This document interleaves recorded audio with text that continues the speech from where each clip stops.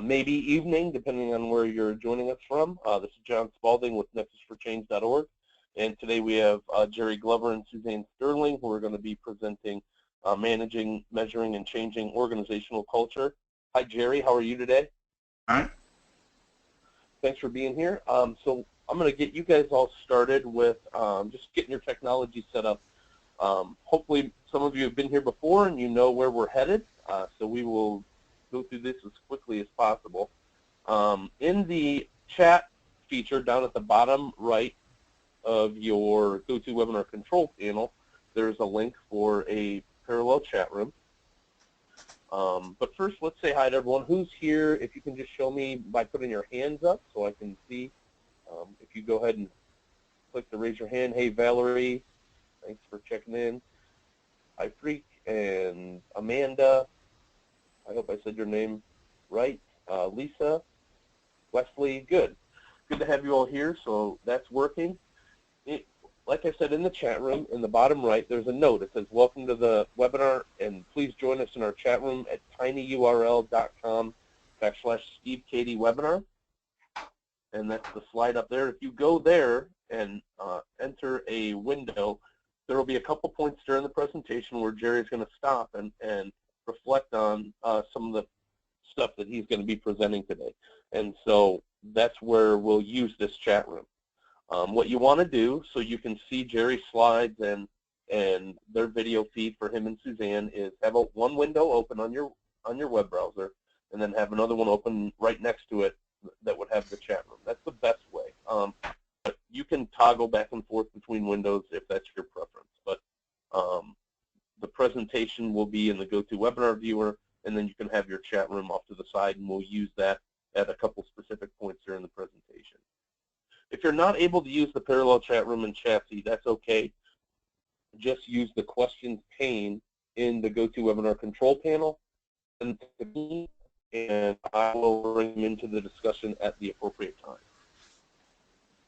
So we have Kim Barker here from the International Society for Organization Development and Change. How are you today, Kim?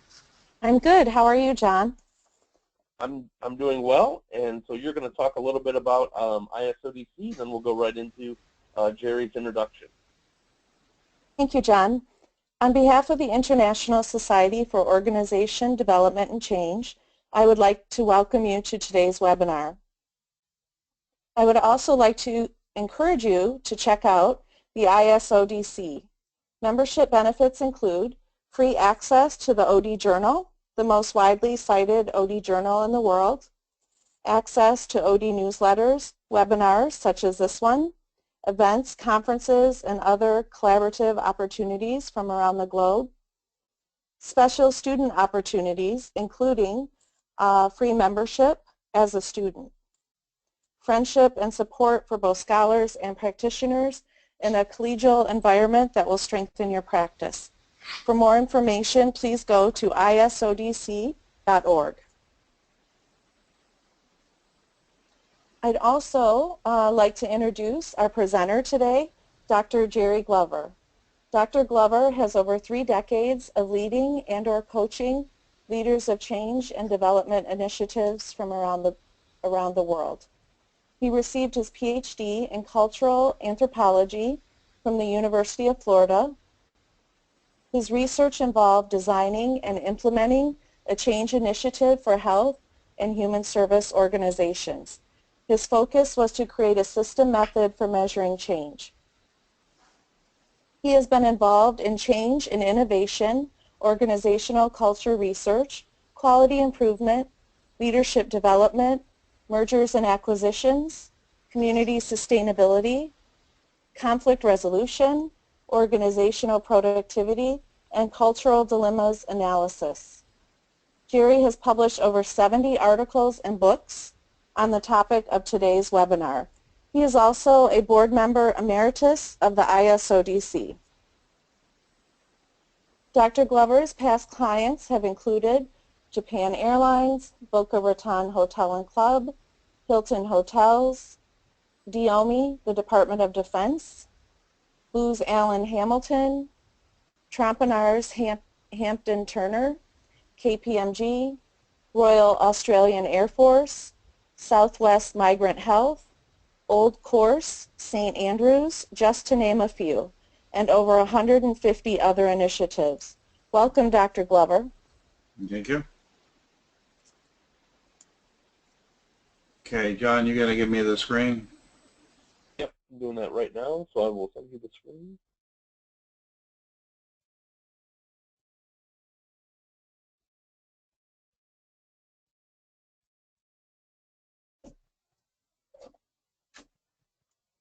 You should be good to get started, Jerry, and then I'll go ahead and be ready for the... Okay, can you see my screen okay? Yes. Okay, good. All right. I want to start off with a very brief introduction section, and then we'll come back and do some questions related to some of the things we're going to talk about today. First of all, we want to acknowledge the Institute for Cross-Cultural Management at Florida Institute of Technology, who sponsors and helps us develop training courses on various subjects related to culture, change, and leadership. The title of today's webinar, Managing, Measuring, and Changing Organizational Cultures, is basically based on one of the courses that we are offering there. In fact, the entire course will be offered beginning the 28th of November, and it'll last for 3 weeks. So we want to acknowledge them because they're great support and great assistance to us. In fact, this is the outline of the professional certificate offered by the Institute for Cross-Cultural Management. As you can see, the course on organizational culture is one of the courses there, and people taking this webinar today may also end up taking that course, or they may just be in here for the information that we're going to provide in the webinar. Either way, they're both welcome, both of you, and we're happy to have you here. There's a lot of ways to look at organizational culture. We've worked in Fiji, and certainly the village life there is an organizational culture in itself, each village, as well as many other aspects of culture. As some of you know from my hookah pipe example from the Afghan village, the village life and meeting with the elders was a good example of an organizational cultural dynamic. Gift giving in business is certainly a part of that as well. So the point I'm trying to make with these first 2 slides is that every organization has an organizational culture. It's not possible to find any organization that doesn't have some sort of cultural values and some sort of structure based on culture. As far as my own experience, I've been doing research in organizational cultures intensively since the early 1990s, and I did some research prior to that. But the most intensive work was a study we call it CAPS, Cultural Assets and Performance System, and that was a very, I'm going to talk about it later, but it was where we actually measured 34 different organizational cultures, anywhere from France to Malaysia to the U.S. to 10 different countries, and we had a variety of different types of organizations that were involved. In the late 1990s, I switched to a dilemmas-based research approach to organizational culture, and one of the key studies we did there was with the Royal Australian Air Force. We also worked with Hawaii schools. We had an insurance bank merger and environmental services company. So we used the dilemmas-based approach since then, and that's one of the things I'll talk to you about later. All the research in these studies of organizational culture was applied, and reports were made back to the leadership group of that particular organization for their use. And in most cases, they were cases where the organization paid us to go in and do the study. We used a team of cultural researchers, and we used a multi-method approach all the way through from the early 90s to now, just a little different slant on it. And a multi-method approach, of course, involves, when it has dilemmas involved, it involves using interviews, participant observations, focus groups, document analysis, surveys, and ratings of the culture. I'll talk more about those when we get to part 5 of the presentation, but I did want to let you know that we've had quite a bit of experience over the years with measuring and changing organizational cultures. One thing you might be interested in, I shamelessly have put the book that I did last year with Harris Friedman up here, and it certainly is a good resource on many of the things we'll talk about today. And if you are interested in the course on managing, measuring, and changing organizational culture, it will be offered through Florida Institute of Technology, and you'll get a copy of this presentation, so all this information will be on it. Don't worry about copying it down. But if you are interested in it, you should contact Suzanne Sterling, who is also on this presentation, and she'll help you register, discuss it with you, the course, and then help you register for it if you decide you want to. We've already had an introduction from me, so that's enough. And so let me go to the next part of what we want to do, and that is to turn it back over to John. And John's going to give you some questions. These questions are not to poll your responses, but more to get you thinking about aspects of organizational culture. So as we have each question come up, we'll ask you just to respond to it, and then we will briefly discuss the answer and come back to it later on in the presentation. Okay, so John, I'll turn it over to you. All right, thanks, Jerry. So I'll bring up our first one. And I'm watching that poll right now. So organizational mission, vision, strategic plans, would you say that they frequently do not align with cultural values and behaviors in the workplace, the customer interface, and boardroom? Would you say they always align with the cultural values and behaviors in the workplace, customer interface, and boardroom? Or would you say that the alignment is related to the degree to which the cultural values are shared by the members? So we have 28% of you voted. And let's wait for a couple other responses to come in. All right, they're rolling in now. And so we'll give it about 15 more seconds, and then we'll go ahead and close the poll and discuss the results. And then, Jerry, after I close the poll and show the results, when you're ready for me to launch the next one, just let me know.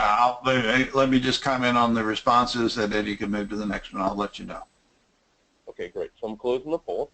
About 80% of you voted, and we'll share the results.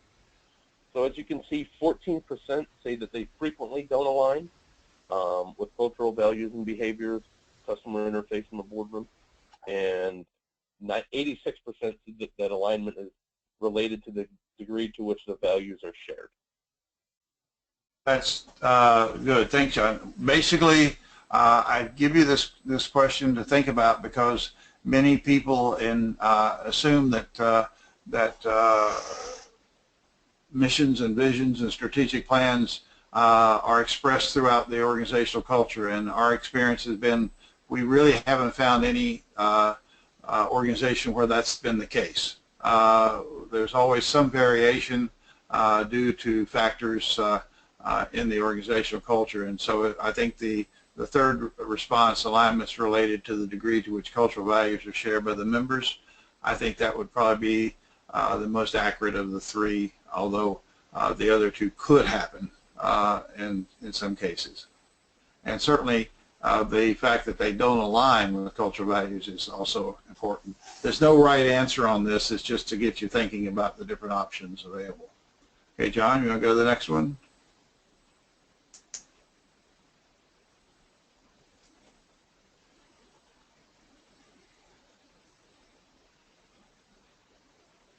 Okay, so the next one is cultural dilemmas in organizations. They may be interrelated and form what Trompenars and Williams refer to as golden dilemmas. Well, it's just Williams? Okay. Are not related. Williams, yeah. Okay, so they may be interrelated and form a golden dilemma. They are not related. They may be used as focal points to measure organizational cultures. None of the above, or two of the above. Yeah.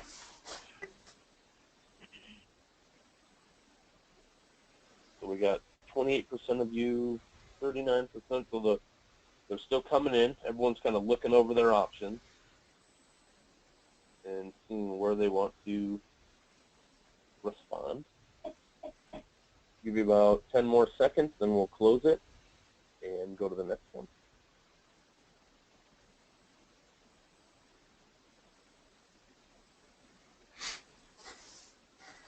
All right, Jerry, so from here you can see 7% said they may be interrelated and form a golden dilemma. 29% said they may be used as focal points to measure organizational culture, and 64% said 2 of the above. Okay, well, basically it would be 1 and 3, or in other words, 2 of the above. Okay? We found that dilemmas in organizations are often related to another, and that sometimes the so-called golden dilemma would be one, if you fix it, it has relationships to many other dilemmas. So organizational cultural dilemmas are quite related in many cases. Okay? John? Next up is organizational culture is soft and not measurable, hard and able to be measured if traditional psychometric measures are used, measurable if culture metric methods are used, or none of the above. Oh, and disregard the second one on there, please. So soft and measurable, hard and able to be measured with traditional psychometric measures, measurable if culture metric methods are used, or none of the above. So half of you voted so far. Go ahead and do 15 more seconds, get more answers in there.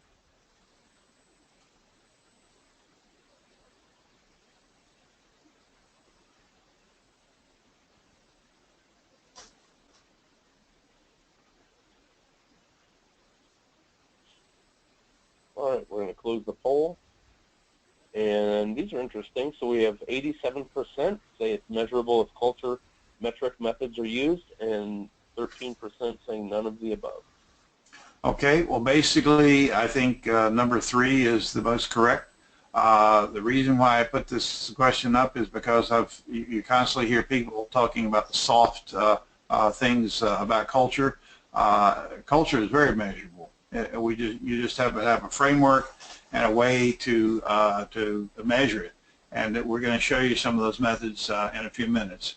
But the other thing that's important there is that psychometric measures that have been designed for individuals sometimes are not appropriate. Sometimes they can be used, but in most cases, what we call cultural metric methods, methods that acknowledge that culture is based on values and cultural dimensions, and methods that will reflect a cultural study are probably the most appropriate. So 3 would be the answer that I would steer you toward. Okay, John? All right, thanks, Jerry. Yep. And for the next one, we have human resources, accounting, information technology, marketing, and operations. So when thinking about those departments in your organization, they may have different cultural values and resulting behaviors from each other inside an organization. They may have cultural values and resulting behaviors different from the organizational culture in general. 3, always have similar cultural values and resulting behaviors. Or 4, all of the above.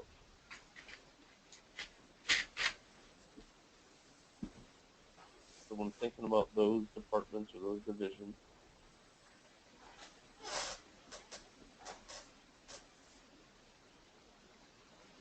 all right, about 15 more seconds. We'll begin in your responses.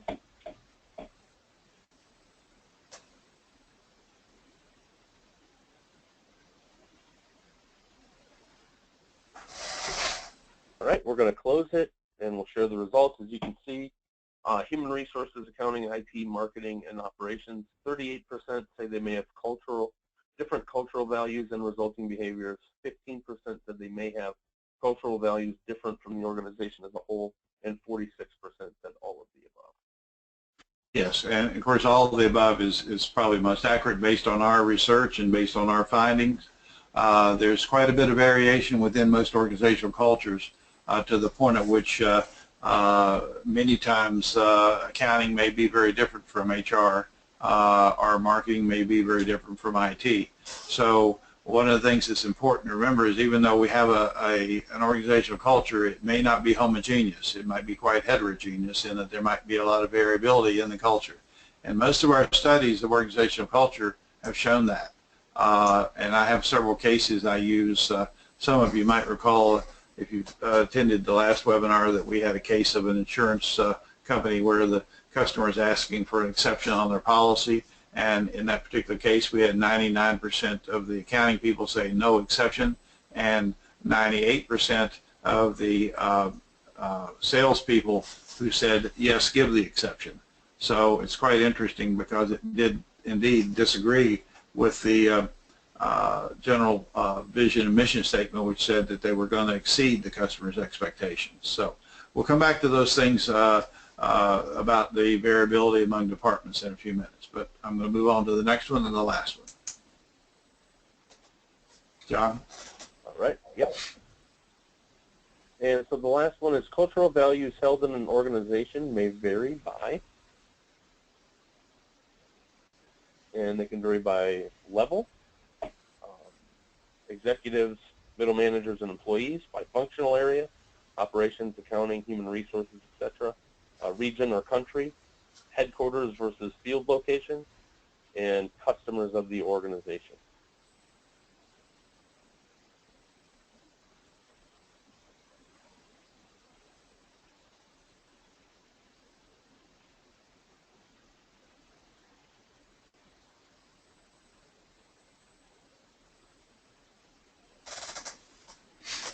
We have 60% voted. We'll 10 more seconds to get your votes in.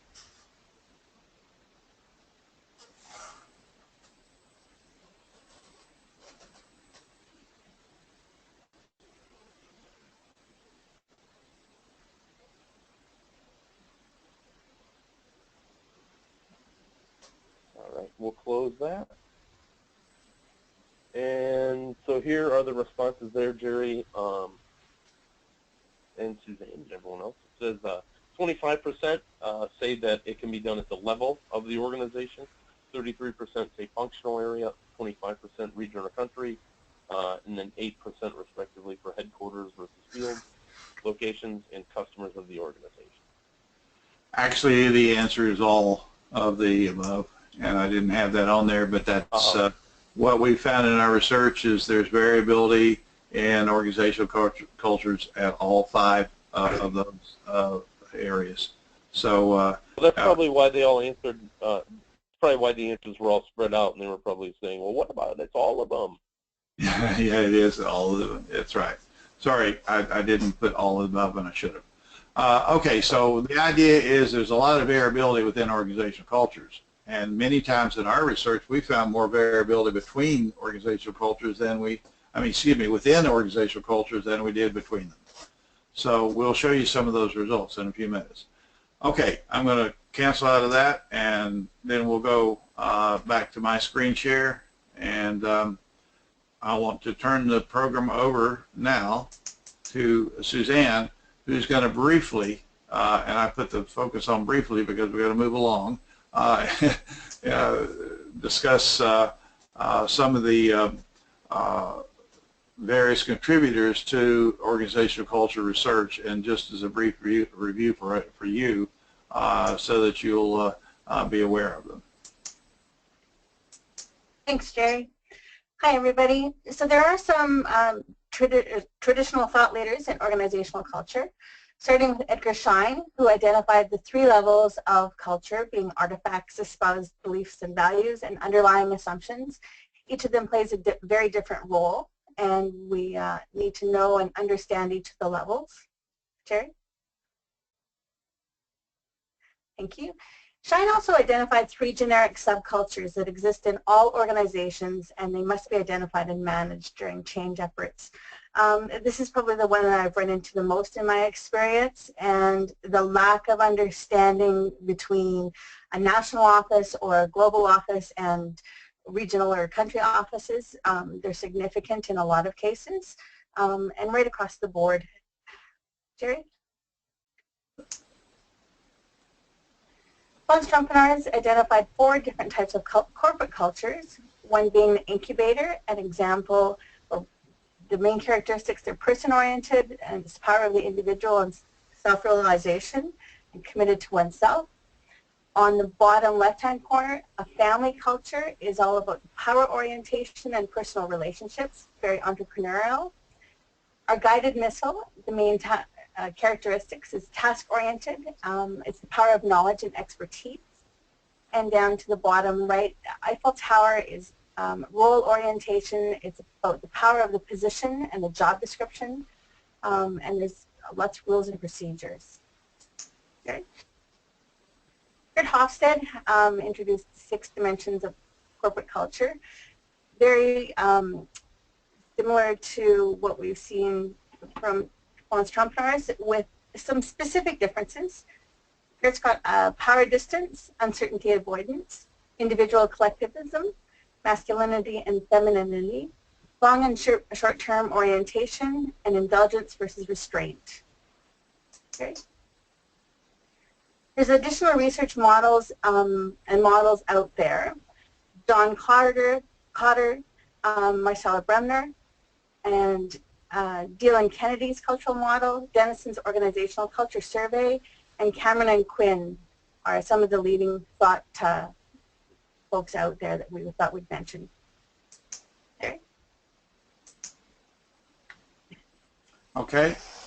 Now I'm going to move to a concept part of our presentation, and then we'll get to showing you some results of some of the studies we've done and how we went about getting them. Okay.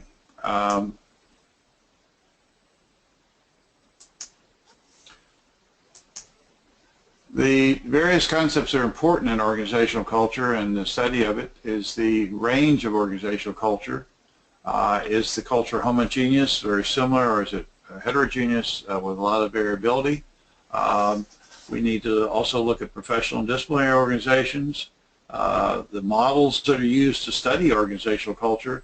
In fact, we just had Harris Friedman and I just published an article called The Culture of People Who Study Culture, and that was published in the Organizational Development Journal recently.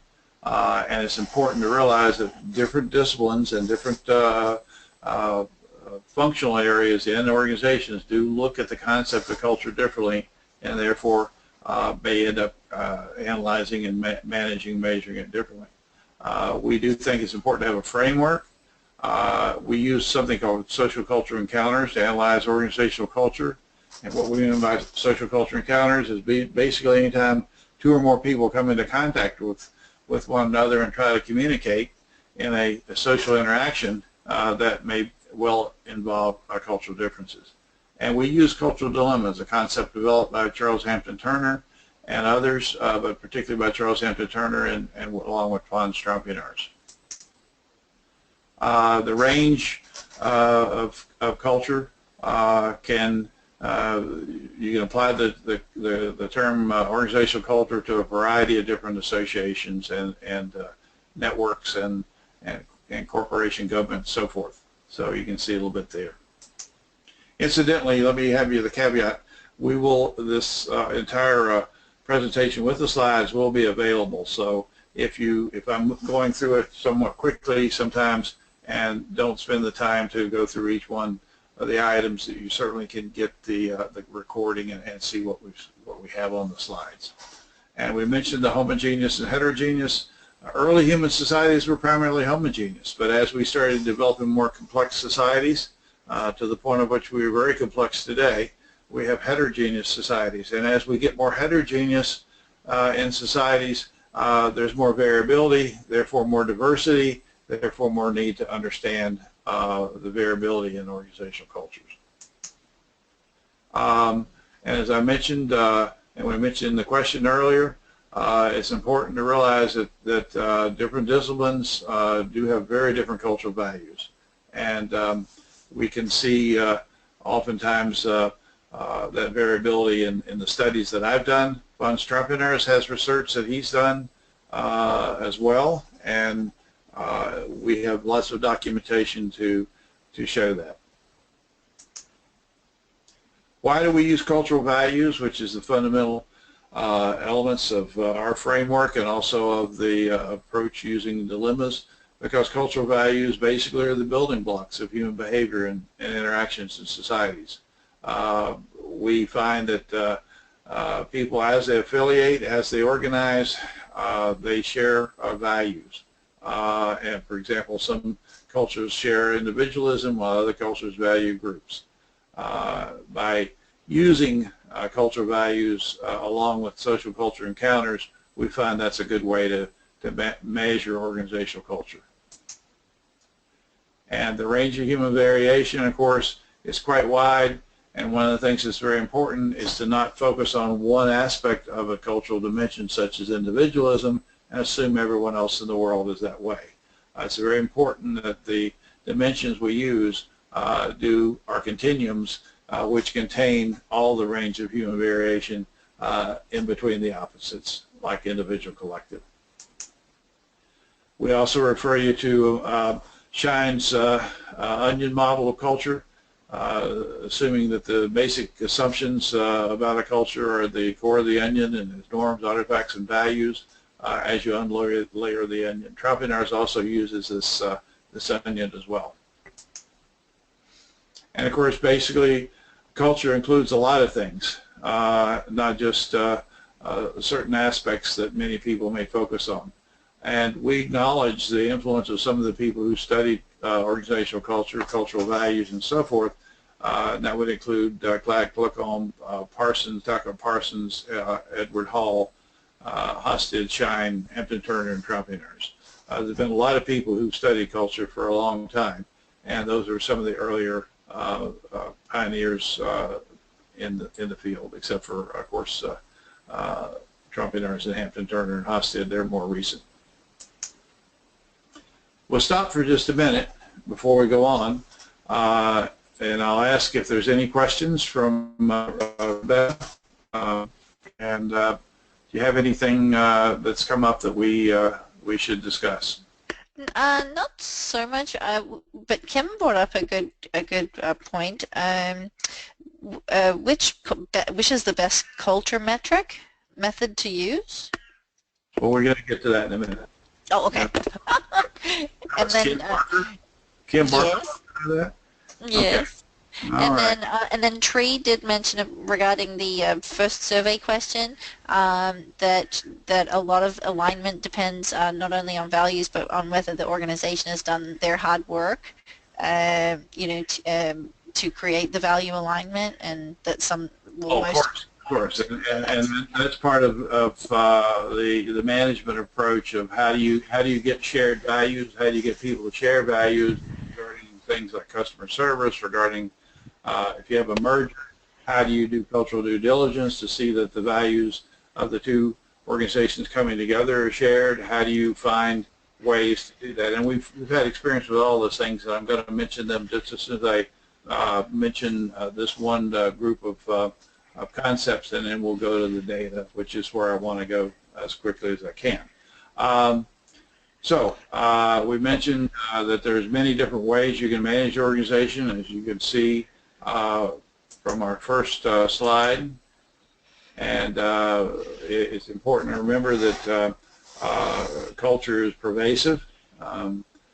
Culture doesn't influence strategy.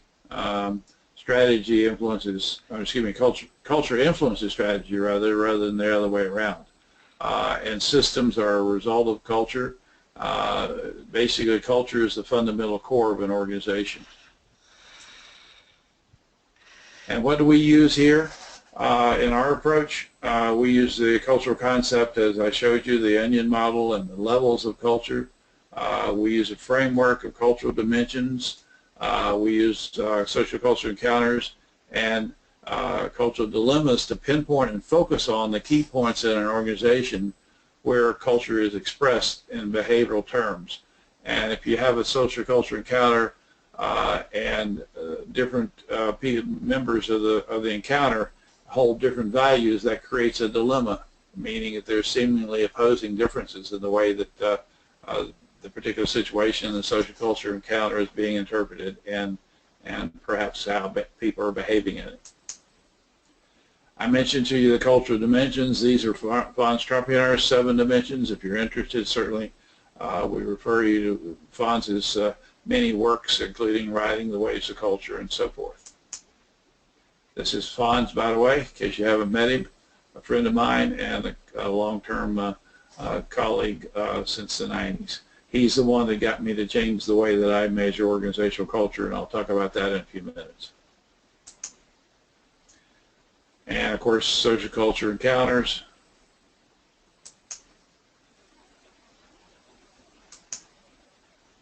And we mentioned the homogeneous, heterogeneous differences before.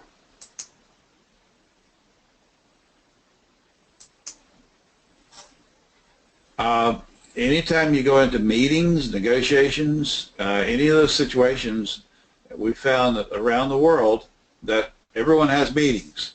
What differs is that they enter those meetings with different values and different ways of behaving, and many times different expectations of what would come out of the meeting. And many of our great cases have come from examples of meetings where people would meet. I think some of you have seen the example we use of the hookah pipe ceremony. One of my favorite cases where the soldiers meet in a village with Afghan elders and are offered a hookah pipe, and the question is, should they smoke the hookah pipe, which is against the U.S. Army regulations, or should they establish rapport by following what people do in the village? Dr. Glover, can we cut in for one more moment? I did get a run of a few questions if you have a moment. Would that be okay?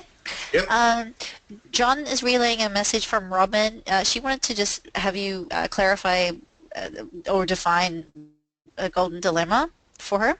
Okay, that's a term used by Fons Trompionars and Peter Williams. I can probably, if you want to email Suzanne or me afterwards, I can email you an article that they published on it.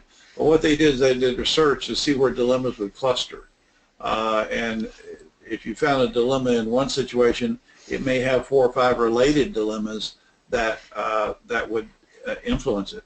So if you solve the golden dilemma, if you will, then many times the others are solved as well. Or many times to solve, before you can solve the golden dilemma, you have to solve the others. Anyway, it's basically the fact that there are some key dilemmas in organizations that often, if solved, may have a tremendous impact. And as I said, if you want to send us a little note, it's a pretty long explanation that Fons and Peter used, but I'd be glad to send you a copy of their article. Okay. Thank you. And then I've got 2 more, if that's okay. Mark Bales, my former classmate. Hi, Mark. How you doing?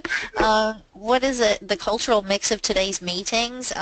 You would recall he's from Texas and still living in Hawaii, so he wanted you to talk about that for a brief moment. What is the cultural mix? Of today's meetings? You mean of today's meeting. I'm sorry, today's meeting. What am I saying?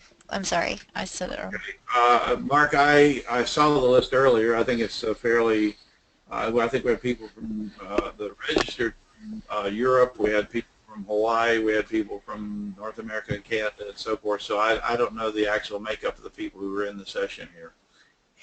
Okay. And then the final question was from Silva Cedrican. This is how is the organizational culture different or similar to organizational effectiveness? Well, organizational effectiveness would result from the type of organizational culture you have. I, for example, worked in quality management controlling back in the 80s and 90s, and one of the things that we tended to agree on is that basically when we were trying to improve quality, which is a form of effectiveness, that we were indeed trying to change the culture so that it was more effectiveness oriented. Many traditional Western organizations were efficiency oriented, and so we found that many times in the in the attempts to implement quality management methods to improve the quality, we also ran up against the fact that many people were oriented toward effectiveness, efficiency rather, and that often got in the way of effectiveness. So essentially, quality is very much, and effectiveness are very much an outcome of the way the culture values various things. And I have a couple of more questions, but I'll hold off on those so you can move forward if you like. Oh, okay. From Frick Rayneck, what about work done by John Krasenbeck? Did I pronounce that correctly? Katzenbeck, I'm sorry. There are, the problem with trying to put a list up there, there are a number of people who contributed over the 150 years of study has been done of culture, and in particular over the last 40 years since organizational culture has been studied. We could list a number of other people who didn't, and that's the problem with listing some, because you leave out others who are important as well. And then the final one is, would you be willing to explain why you have changed your cultural metric measurement, or why you changed? I'm going to do it in just a second. Okay, awesome. Okay. Great. All right. Okay, off we go. We're done. Yeah, and I will just some of these things are just as a review for people who've already heard us talk about this, but as you know, dilemmas occur everywhere in organizations. Anytime you have social culture encounters, they can be present. And just some ideas of some of the dilemmas that occur in organizational cultures. You can see them. I won't read them to you, but you can see things like tradition versus future, centralized rules like from the home office versus decentralized rules, motivation. Motivation, of course, can be a source of problems. Well, here's the efficiency, effectiveness that they had the question about earlier, and so forth.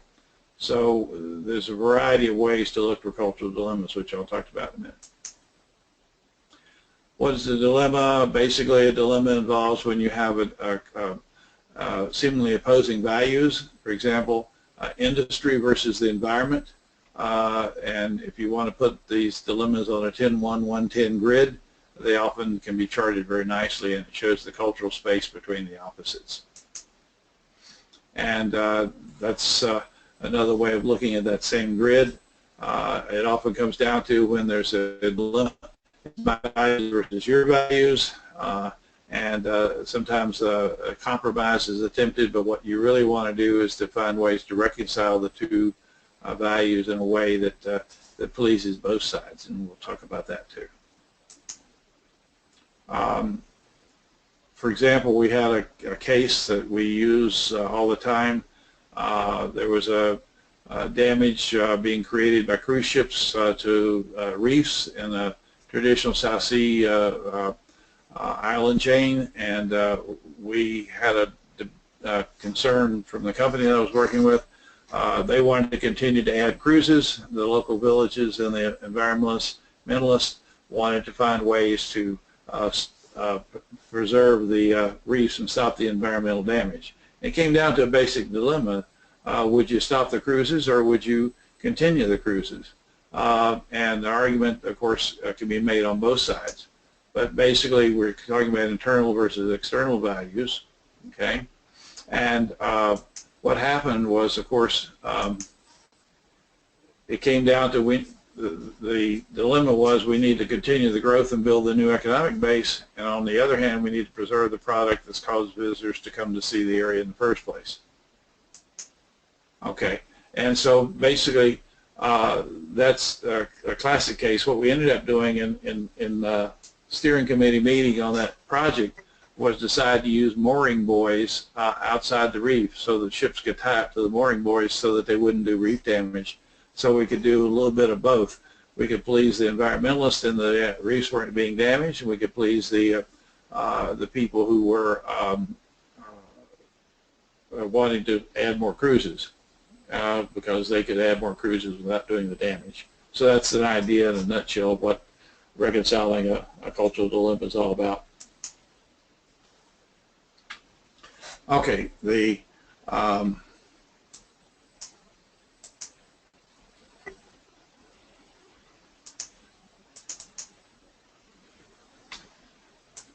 And this is our last slide, which is where I've been working toward. And that is that there's many areas you can assess when you're looking at organizational cultures. You can see just a few of them. For example, Japanese offices have a different structure and design than do most U.S. offices. Japanese offices being more open and more interactive than the more cubicle or closed-in type of offices that you might find in a U.S. company. And of course, we mentioned the negotiations on the grid, and of course, some of the constant issues, dilemmas that come up revolve around things like individual, collective, or achievement description, and so forth. The CAPS method was the method I first started using, and did 34 studies. We had multiple methods. We sent a cultural study team into the organization to conduct interviews, observations, document analysis, and so forth. The team met with each other at the end of a week, studying the culture through all those techniques, and they gave a rating that compared to a survey we gave. We also at the same time administered a questionnaire which was based on 20 different variables that we looked at. And then we compared the questionnaire responses from the employees and the staff of the organization to what the team came up with. And we were getting correlations of around 8.85, which made us feel good. And the results that we looked at often had responses from the respondents about how the culture was and how they thought it should be. So it gave us also another dynamic to look at.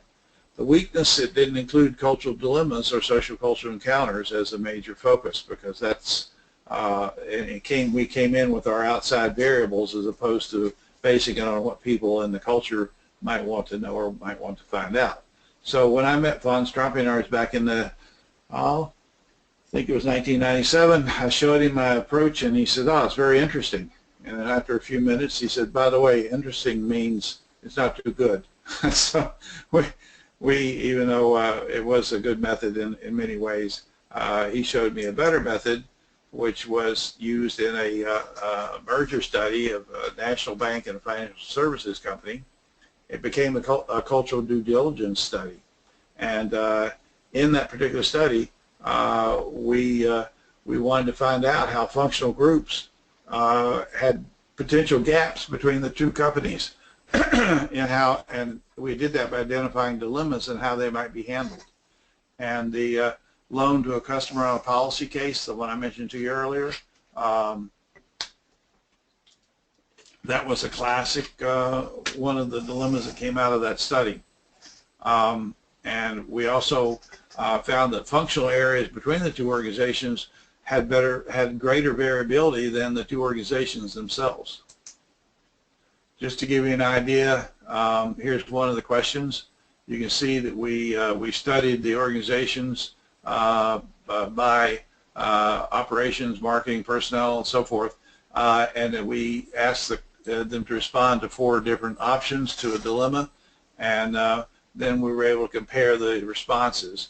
I'm not going to go into the detail of this because there's a lot of stuff here. We could talk about it for a couple hours. But you can see that everyone didn't respond the same way, and that often we had variation not only between functional areas but also between the two companies. I was also doing a workshop for a group of Hilton managers on the West Coast and in Hawaii. I used this technique in the workshop that day just to illustrate how I could, and I'm showing it to you now because I illustrate how you can use this methodology in training. We had a group of managers, I think there was about 50 of them, general managers that I addressed, and we then looked at the various people that were in one particular organization to see how they would respond to the above question. You can see that these are all quantitative and quantified answers reported back to managers so that they could get a handle on how people would handle that particular dilemma. And you can see that we also looked at the jobs that people had as they were responding to the questions. The Royal Australian Air Force study we did, and it was basically a major project, a 6-month project that we studied the Royal Australian Air Force. We went around and used various methods, interviews, observations, focus groups, and document analysis to identify what turned out to be 230 key dilemmas that existed in the organization. We met in Canberra as a project group, and out of that project group, we identified 42 dilemmas and developed a questionnaire from it. Because of the size of the organization, we weren't sure what to do, so we just administered the questionnaire to everyone that we could find who was in the organization. So we ended up eventually getting 17,000 out of the 19,000 members of the RAAF. The results were reported to the leadership and project team, the brass in other words, and they used the project team as a mechanism to go and look at ways to resolve issues related to the dilemmas that were identified, because we found that things like pilots had very different values than mechanics. And we found that different people had different, depending on their functional area, the region, or whatever, had different ways of responding to those dilemmas. For example, one of the things was related to flying a mission. And if you were asked to fly a mission and you knew your airmen weren't capable of doing it, what would you do? Would you go ahead and fly it, or would you tell your boss that you couldn't do it? Essentially what it came down to, and it was based on a Black Hawk disaster that occurred in Australia back in the early 90s. And we found some very interesting responses, because many people didn't want to tell their boss that they couldn't do it. And of course, some went on with the idea of flying it, which is what happened in the actual disaster. So we were able to get quite a bit of data out of questions like that. As you can see, the analysis was quite detailed in terms of demographics, employee levels, age, and the type of category they were in, male, female, and so forth. Okay, and you can see that we also organize it by the way it is, the work group, and so forth. We finally, one other study I want to mention we did with focus groups with servicemen and women returning from international assignments, and the focus groups were asked to identify cultural dilemmas. Then we put together a list of dilemmas. We met and made a questionnaire based on dilemmas like this. Here's one example. Promotion policy was one of the dilemmas that came up and was on the survey, and it was related to promotion policy in a public work project that one of the Air Force officers was supervising in Asia. And so you can see how we explained the results back. You can see that the responses were fairly even on this one of the 4 different possibilities, indicating that of the 200 or so people who took the survey, who were returning servicemen and women, of those people, that there was a pretty quite a bit of diversity in how they would have handled that particular dilemma. Now, what do we recommend after all these years of study? First of all, use multiple methods. Using just one method like a survey or a questionnaire leads you to a lot of potential problems, in that you don't always cover the intricacies of cultural values and social cultural encounters by having just a single method.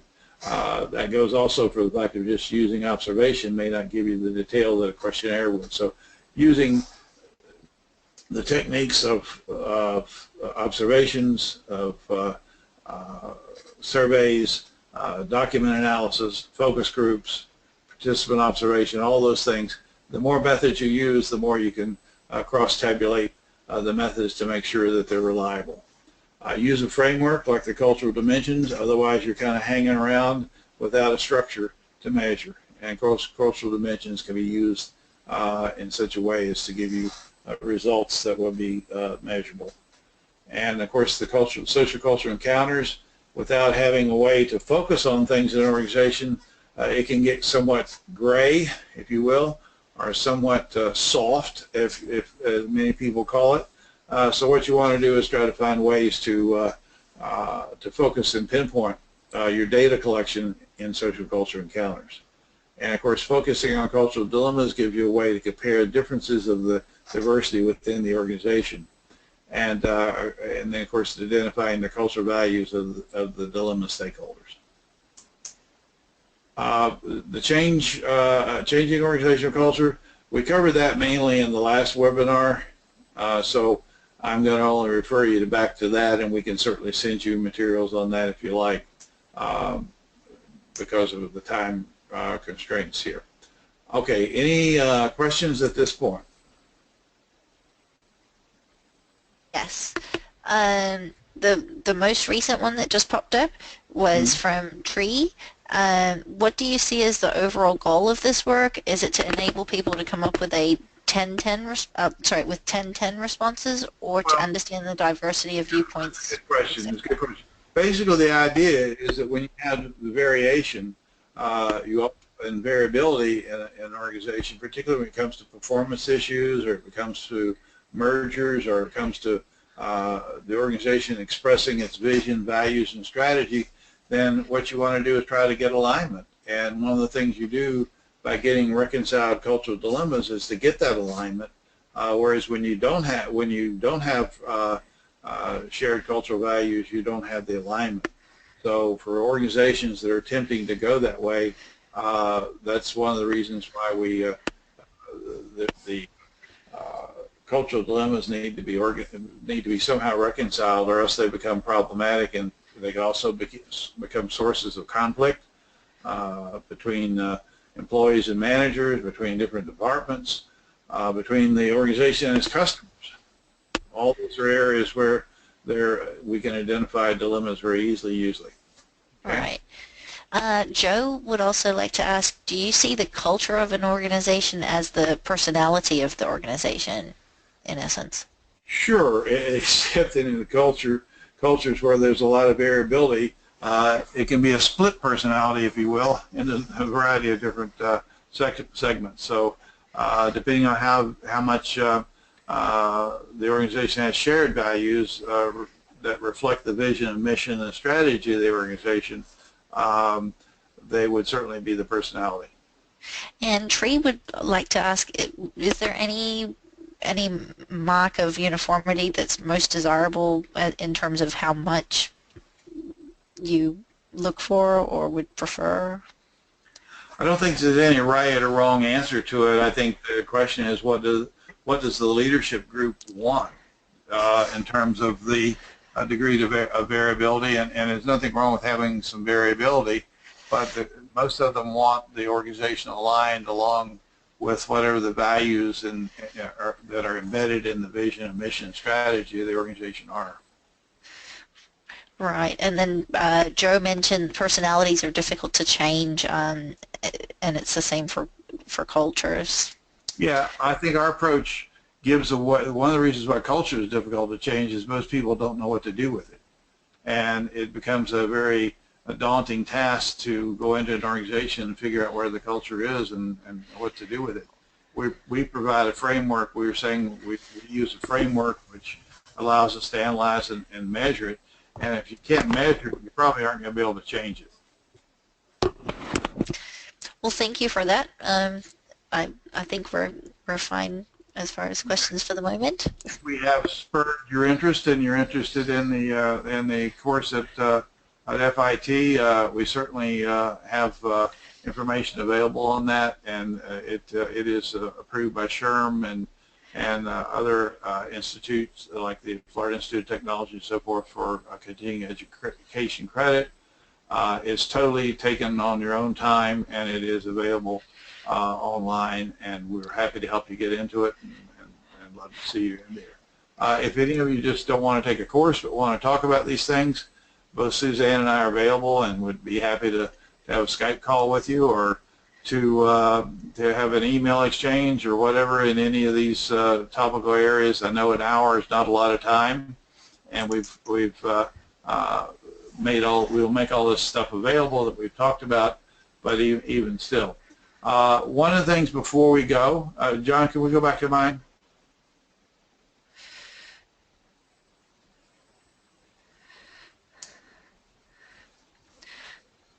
Jerry, as we go back, I just noticed that. Yeah, just want to mention to everyone that the Institute for Culture and Adaptive Leadership, we've set up this year an organization that looks at these issues, and it's a professional membership organization. The first year we're offering to everyone is free because we're trying to get it up and started. We have a leadership group, we have affiliates, and we have just a regular membership.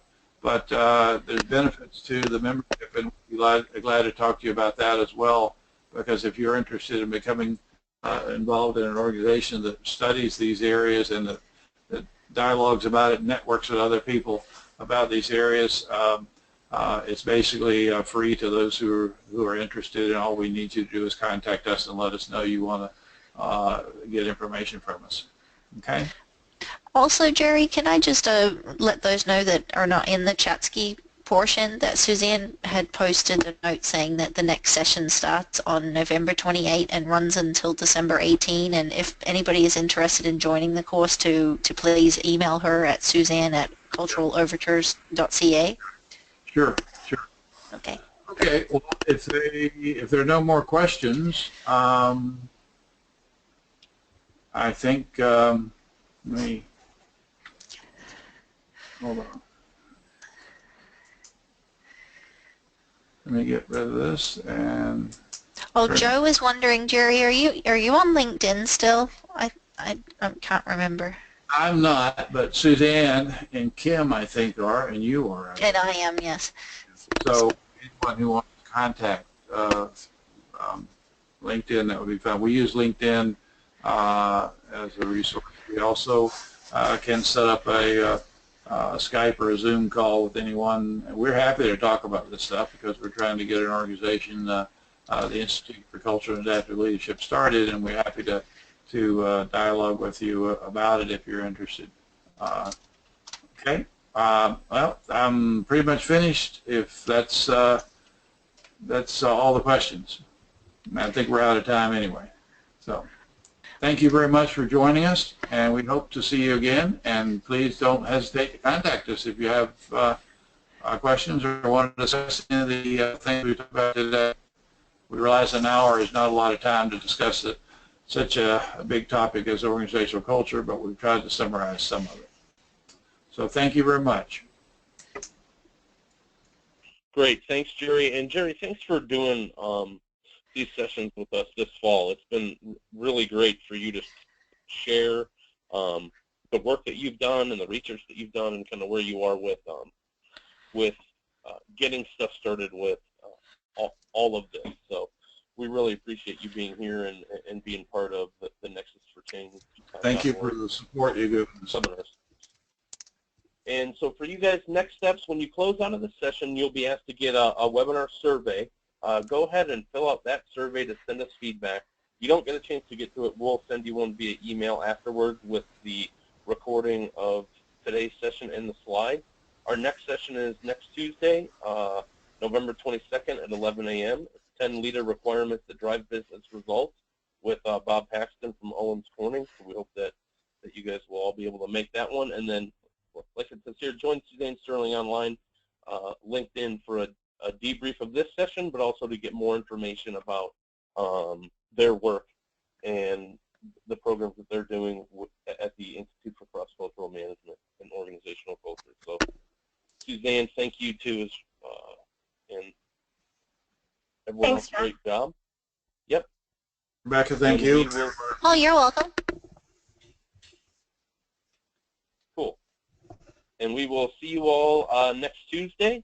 And Jerry, we will see you guys probably after the first of the year to kind of check in and see what everyone in the session will get a copy of the recording, right? That's correct. They'll get a copy of the recording, and then if we get a PDF of the slides, they'll have goes in there as well. Well, thanks, John, for all your great help. All right. Thanks, everyone. And thanks for coming to the session. We'll see you guys later. Bye-bye. Bye. Bye.